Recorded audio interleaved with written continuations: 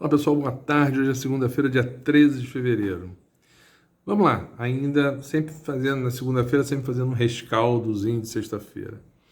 Os Estados Unidos devem doar 50 milhões de dólares para o Fundo Amazônia. Este valor, o Lula não admite, mas esse valor é decepcionante pelo que o Brasil esperava, Lula, Marina, enfim. Por quê?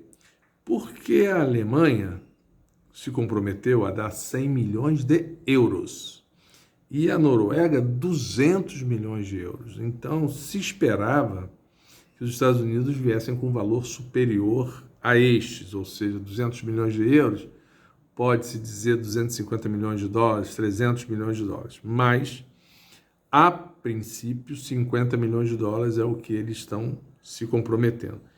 Tem uma conversa de que pode ser que eles mudem de opinião e mudem o valor, mas, de qualquer forma, é decepcionante.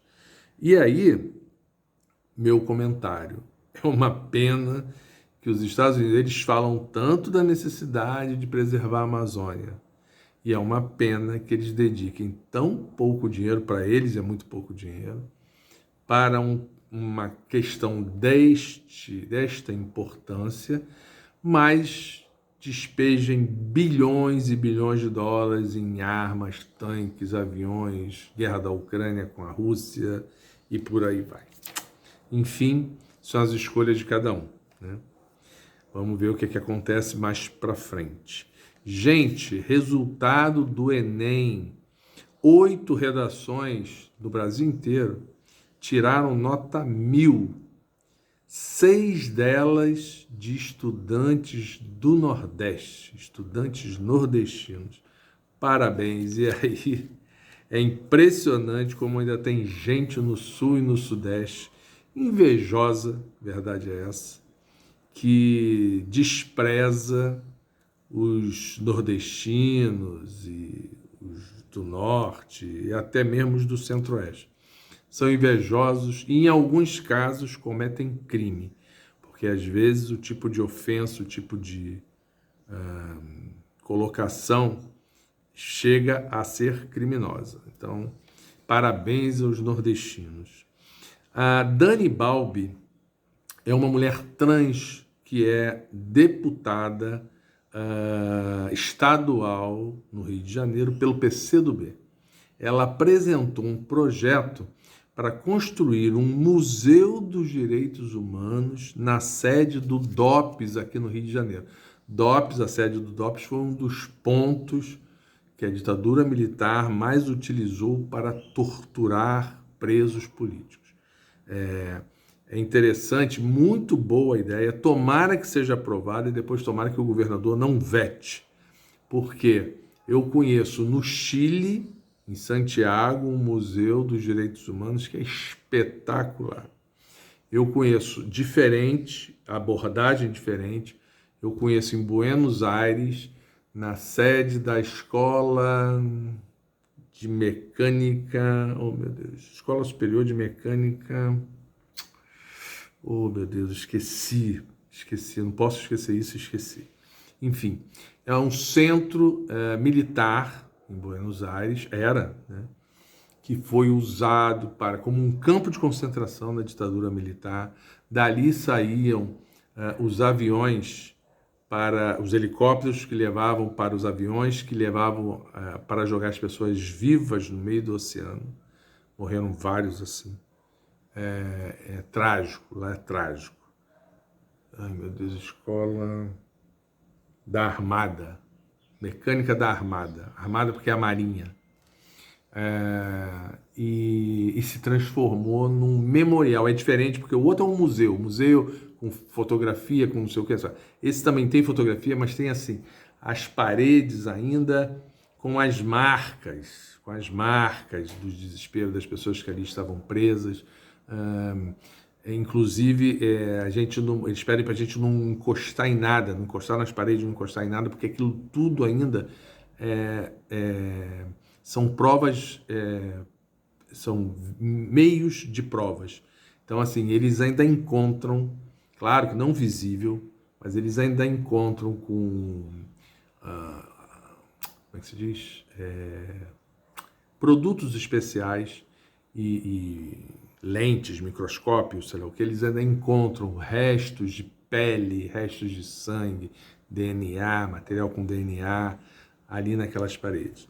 Então, assim, é um espetáculo em termos de como a sociedade civil argentina adotou aquilo ali como um ponto de resistência à ditadura e em favor da democracia, e ditadura nunca mais e democracia sempre, que é um slogan que eles falam muito lá. No Uruguai tem algo parecido.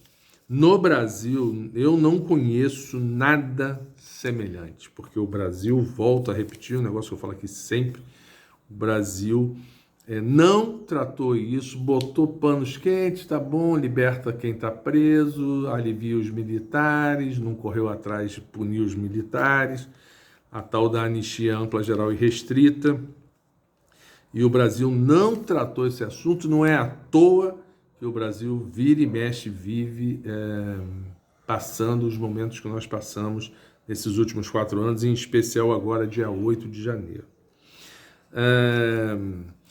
Mudando de assunto, a gestão do Marcelo Freixo na Embratur. No outro dia eu falei aqui algumas coisas que estavam acontecendo lá, demitindo gente que o Bolsonaro botou pela janela no apagar das luzes, mas muito importante isso também, eu nem me lembrava disso, na gestão do Bolsonaro, eles mudaram a logomarca da Embratur e botaram escrito Brasil com Z, e uma frase em inglês que dizia: venha visitar-nos, ame-nos, coisa que nem faz sentido em inglês, mas é bem a cabecinha colonizada da turma do Bolsonaro. E aí amanhã a Embratur lança sua nova marca, que é baseada na marca ainda do governo Lula, dos primeiros governos Lula. É Brasil com S, obviamente, bem colorida a marca, que é para mostrar a diversidade existente no Brasil. E, além disso, aí isso vai acontecer amanhã. Além disso, já aconteceram, o Freixo tem trabalhado muito, eu acompanho ele no Instagram, reunião com hoteleiros, fez com vários hoteleiros no Rio, São Paulo, Brasília, enfim, Nordeste, com companhias aéreas. Ele visitou cada companhia aérea, os dirigentes dessas companhias, para verem que ações tomarem. A questão do aeroporto do Galeão, que ele conversou com os concessionários dos aeroportos que estão sob concessão. Enfim, está trabalhando bastante. E uma coisa interessante, vocês se lembram que o Bolsonaro brigou o tempo todo com o Macron, ofendeu a mulher do Macron e tal, não sei o que lá. E parece bobagem, mas não é bobagem.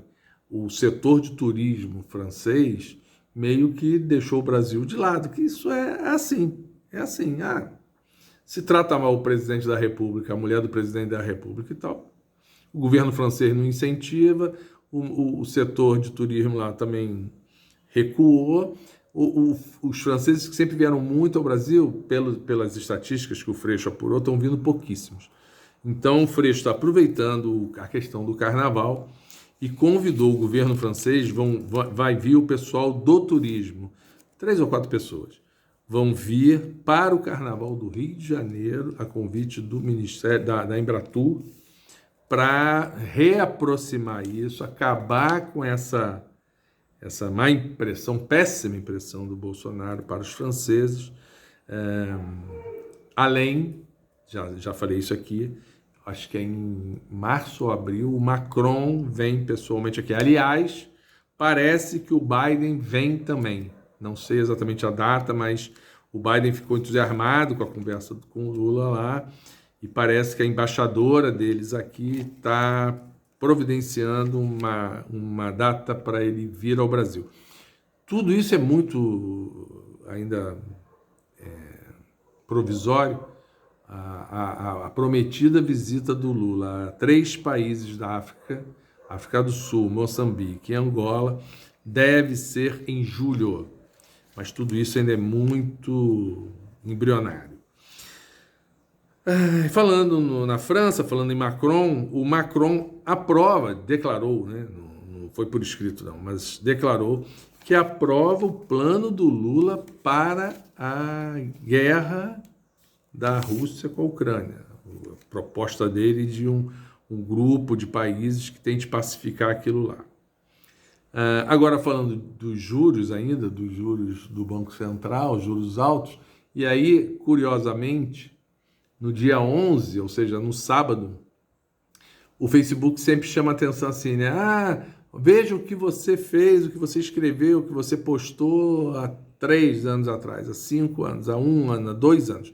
Nesse caso, 2 anos.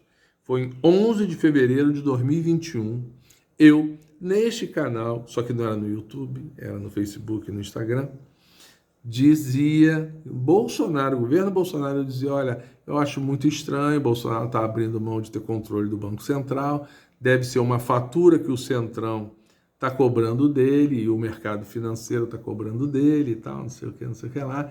E eu dizia, acho muito complicado que a política monetária fique fora do controle do governo e como é que você trata isso junto com a questão de política fiscal, inflação, emprego, desemprego e todo o crescimento do país. Eu não vejo como, porque assim, um pedaço fica debaixo do governo, o outro pedaço fica num banco central autônomo independente. Pois bem, só para registrar que eu nem me lembrava mais disso, foi muito legal o Facebook ter me lembrado disso, eu não lembrava mais, e ver que hoje, sem me lembrar disso, sem lembrar que tinha falado isso, eu continuo falando a mesma coisa. Então, assim, é importante porque mostra que a gente tem rumo.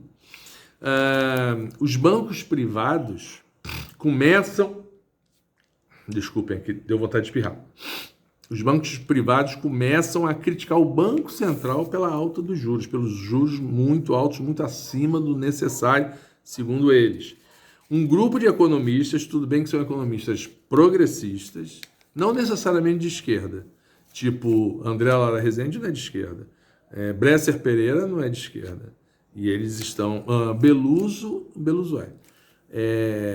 eles estão, escreveram vários, também criticando os juros altos e pedindo que os juros têm que baixar. O dono da CNN Brasil também criticou os juros altos, dizendo que os juros precisam baixar. Então, o Lula desculpem o termo, foda. Ele pautou um debate. Mas foi de um jeito meio grosseiro, meio atabalhado. Não interessa. Não interessa. Ele pautou um debate que estava escamoteado na sociedade brasileira, que ninguém tinha coragem de falar, e ele, do alto de sua representatividade, do alto dos 60 milhões de votos que ele obteve, ele pautou o debate, e o debate está colocado. Ele não está nem priorizando a questão da autonomia, não autonomia. O que ele quer é o seguinte, tá bom, pode ter autonomia, mas tem que conversar com o governo, tem que buscar jogar afinado. O Banco Central jogar contra o governo, um governo que foi eleito por 60 milhões de votos, é um absurdo. E aí o cara fica lá até o final de 2024, vai ficar até o final de 2024 boicotando o governo? Isso é inadmissível. Enfim, o debate está colocado. Palmas para o Lula, que mais uma vez peitou e colocou o debate. O que vai acontecer, eu não sei. Aliás, acho que sei. E acho que vai ser bom para o Lula e para o Brasil. Lula e Marina Silva fecharam um acordo com Leonardo DiCaprio, velho lutador das causas ambientais, e do milionário Jeff Bezos. Esse acho que é um daqueles que voa para o espaço, será? Não sei bem.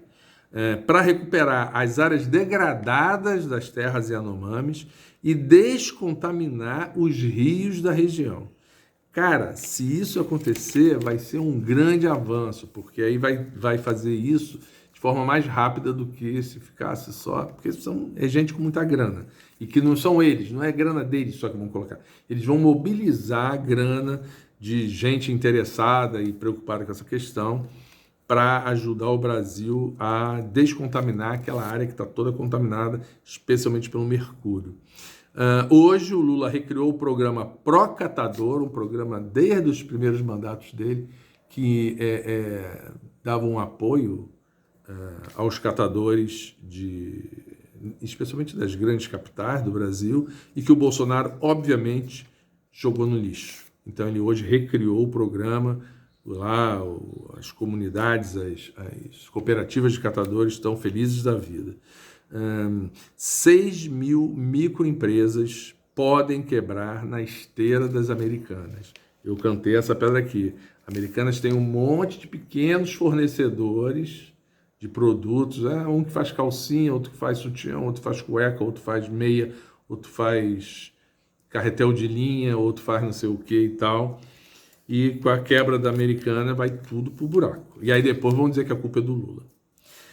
E o Mourão, gente, o Mourão gastou quase 4 milhões do cartão corporativo dele. O vice-presidente também tem um cartão corporativo. E aí gastou em quê? Em restaurantes finos, comidas gourmets e hotéis. Isso representa, gente, 80 mil reais por mês, além do salário dele, que era o salário de general, acrescido do salário de vice-presidente, e ele ainda gastava 80 mil reais por mês, em média, do cartão corporativo com essas delicadezas. Brincadeira. E eles falavam em acabar com a mamata, né?